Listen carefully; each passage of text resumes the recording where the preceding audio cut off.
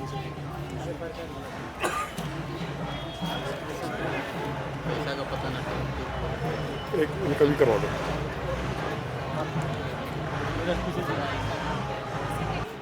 हाँ आ जाओ।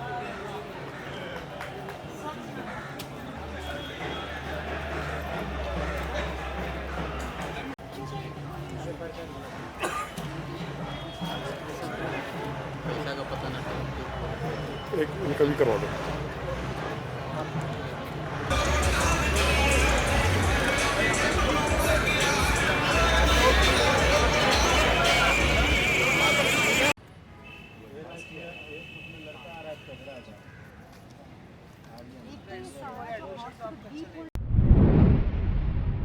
भारत की राजनीति में हम जितने भी राजनेताओं को जानते और देखते हैं, उन्हें हम समझते हैं।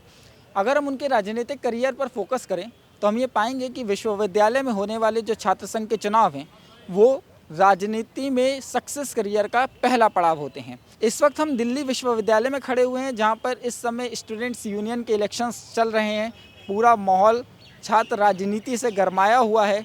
अलग अलग मुद्दे हैं, अलग अलग पार्टियाँ हैं, अलग अलग लोग हैं। मेन मुद्दे क्या हैं, हम आज आयशा के दो कैंडिडेट्स से बात करेंगे जो इस समय दिल्ली यूनिवर्सिटी की छात्रा भी हैं और साथ ही साथ दिल्ली यूनिवर्सिटी में चुनाव भी लड़ रही हैं आयशा की तरफ से। हम बात करेंगे, हमारे साथ हैं अंजलि और हमारे साथ दूसरी कैंडिडेट हैं आयशा खान। तो हम उनसे आयशा खान ही है ना जी, आयशा अहमद खान है, ओके।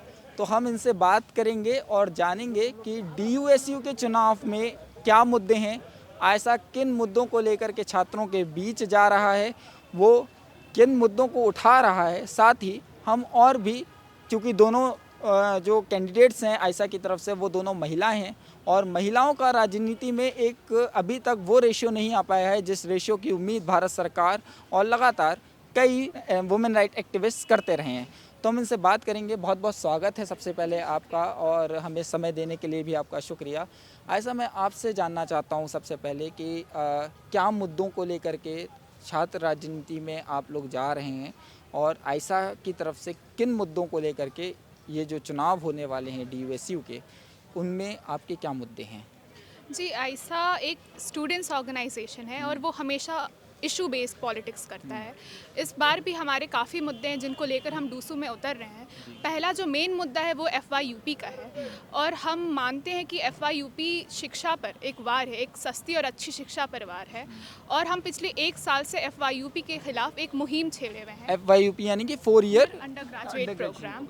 और as a second year student I can tell कि FYUP में तमाम खामियां हैं, बहुत प्रॉब्लम्स, बहुत परेशानी का सामना हमने किया है पिछले 1 साल से। हमारे जो अभी का नया बैच आया है वो भी करेंगे।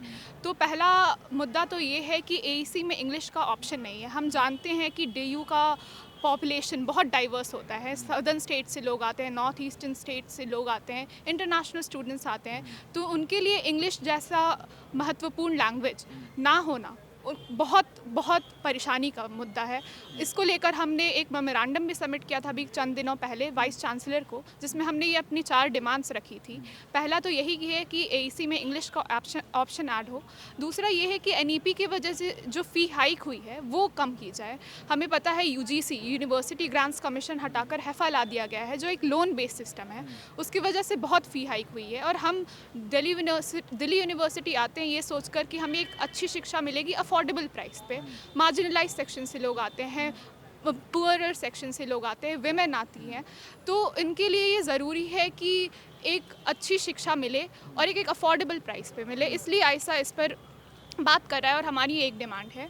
तीसरी डिमांड ये है कि हमारा मेन कोर्स जो है, हम दिल्ली यूनिवर्सिटी आते हैं एक कोर्स में स्पेशलाइजेशन लेने, इंग्लिश पढ़ने या हिंदी पढ़ने, हिस्ट्री पढ़ने, पॉलिटिकल साइंस पढ़ने, बट हमें SEC-WAC स्किल एनहांसमेंट कोर्स और वैल्यू एडेड कोर्स जैसे बोगस सब्जेक्ट्स पढ़ाए जा रहे हैं, जिसमें योगा हो गया, फिट इंडिया हो गया, the art of being happy हो गया। नहीं, योगा पे तो हमारे प्रधानमंत्री अंतर्राष्ट्रीय स्तर पर काम कर रहे हैं, आप कह रहे हैं बोगस सब्जेक्ट है।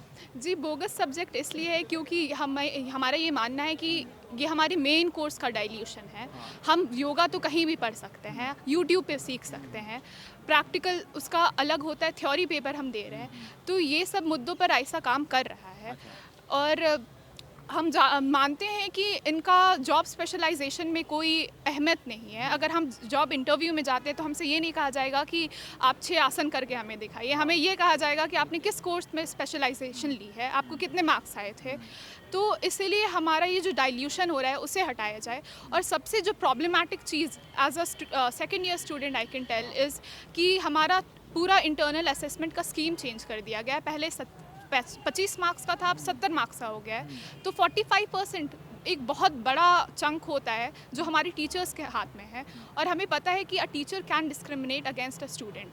वो आपकी भाषा पे, आपकी बोलचाल पे, आपके रहन सहन पे, आपके कपड़ों पे, आप कहाँ से बिलोंग करते हैं उस पर डिस्क्रिमिनेट कर सकते हैं। या फिर आपकी अगर कभी डिसएग्रीमेंट हो जाती है, छोटी मोटी बहस हो जाती है, तो उससे भी आपके मार्क्स जा सकते हैं। और सिर्फ ये नहीं है, 70 मार्क्स बहुत बड़ा हिस्सा है और वो बहुत बर्डनसम हो जाता है। हमारा हर दिन का कंटिन्यूस असेसमेंट होता है, टेस्ट, असाइनमेंट, सब में बहुत इजाफा हुआ है और ये बहुत बर्डनसम है एज अ स्टूडेंट। जो एक्सपेरिमेंटल बैच के हम स्टूडेंट हैं, FYUP हमारे बैच से आया है, इसके लिए हम इसके खिलाफ लड़ रहे हैं। हमने मेमोरेंडम सबमिट किया है और हमारा यकीन है कि अगर हम डूसू में आते हैं तो हमारी ये मांगे बहुत मजबूती से आगे एजुकेशन मिनिस्ट्री और वाइस चांसलर तक जाएगी। आयशा, मैं आपसे एक चीज़ और जानना चाह रहा हूँ कि जब मैं DUSU का पूरा लिस्ट देख रहा था, डेटा देख रहा था, तो उसमें मुझे एक बात पता चली कि बहुत कम ऐसी महिला कैंडिडेट्स हैं जो प्रेसिडेंट के पद तक पहुंची हैं या एक आध दो पहुंची भी हैं इतने सालों के इतिहास में, क्योंकि 100 साल का पूरा इतिहास है जब से स्टूडेंट्स यूनियन हो रहा है। तो आप खुद एक महिला कैंडिडेट हैं, इतनी यंग कैंडिडेट हैं, इस बारे में आपका क्या कहना है? क्या वो कारण हैं जिनकी वजह से DUSU के चुनाव में महिला जो प्रत्याशी हैं वो प्रेसिडेंट के पद तक नहीं पहुंच पाती? तो पार्टीज़ की तरफ से क्या दिक्कत होती हैं या फिर हम कहें कि और भी कुछ कारण हो सकते हैं, तो वो क्या कारण है? जी, सिर्फ कैंडिडेट्स की बात ना करें तो आप ये भी आप DU के तमाम कॉलेजेस में देख लीजिए, कितने कॉलेजेस डूसू में पार्टिसिपेट करते हैं और कितने जेंडर माइनॉरिटी कॉलेज डूसू में पार्टिसिपेट करती है। मिरांडा हाउस सिर्फ एक ऐसा जेंडर माइनॉरिटी कॉलेज है जो डूसू में पार्टिसिपेट करता है। आप IPCW देख लीजिए, आप कमला नेहरू देख लीजिए, आप LSR देख लीजिए, कोई भी जेंडर माइनॉरिटी कॉलेज डूसू में पार्टिसिपेट ही नहीं करता है।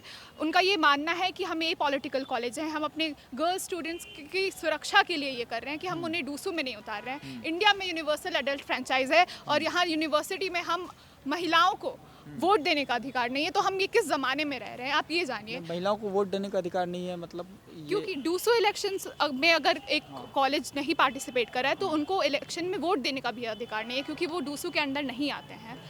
तो रिप्रेजेंटेशन कहाँ है, कहाँ से आए महिलाएं? मतलब हर एक दिल्ली यूनिवर्सिटी का हर एक कॉलेज DUSU के चुनाव में पार्टिसिपेट नहीं करता है। जी नहीं। और वो पार्टिसिपेट नहीं करता तो वहाँ के स्टूडेंट्स भी वोट भी नहीं दे सकते। तो आप ये सोचिए क्या चल रहा है, रिप्रेजेंटेशन कहाँ है महिलाओं का?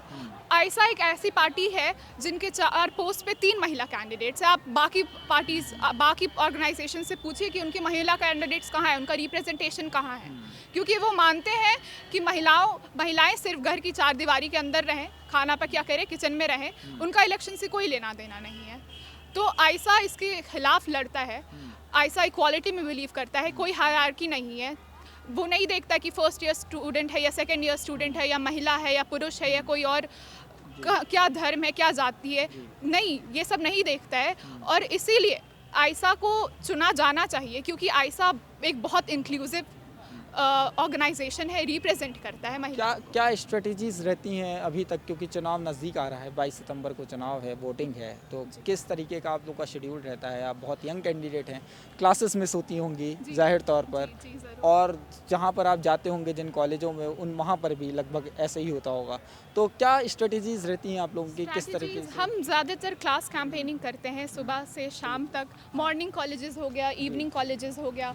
हम छुट्टियों के टाइम अभी G20 के लिए यूनिवर्सिटी बंद थे, हम उस दौरान भी PG कैंपेनिंग कर रहे थे, फ्लैट में कैंपेनिंग कर रहे थे, ताकि हमारे जो मुद्दे हैं, हमारी जो आवाज़ है वो बाकी स्टूडेंट्स तक पहुँचे, उन्हें पता चले कि हम उनकी तरह आम छात्र हैं, उनके मुद्दों पे बात करते हैं, उनकी परेशानियों के बारे में बात करते हैं, उनकी समस्याओं का समाधान निकालने के लिए बात करते हैं। FYUP और जो दूसरा एक फ़ी हाइक का मामला था, इन दोनों मामलों को आयसा प्रमुखता से उठा रहा है। और क्या मुद्दे हैं जिनको लेकर के आप बातचीत कर रहे हैं, लोगों के सामने जा रहे हैं? जैसे कि दिल्ली यूनिवर्सिटी में हर साल 60 से 65 हज़ार स्टूडेंट है जो एडमिशन लेकर आते हैं और उसमें से सिर्फ 3 से 4% स्टूडेंट को ही हॉस्टल अलॉट किए जाते हैं। बाकी सब महंगे महंगे पीजीज़ और फ्लैट्स में रहना रेफ़र करते हैं।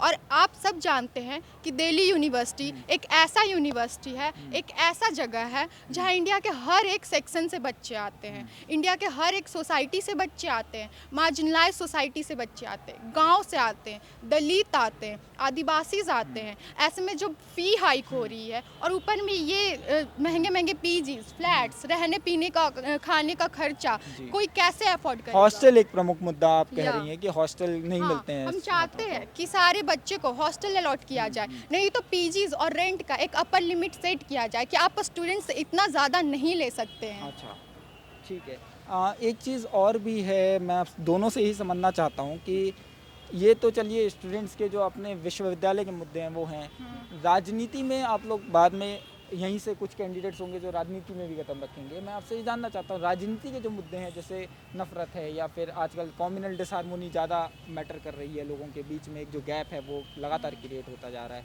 या बेरोज़गारी भी युवाओं को लेकर के ज़्यादा है, वो DU से निकलेगा पढ़ाई करके और फिर उसके बाद रोज़गार की एक प्रमुख समस्या इस देश में है।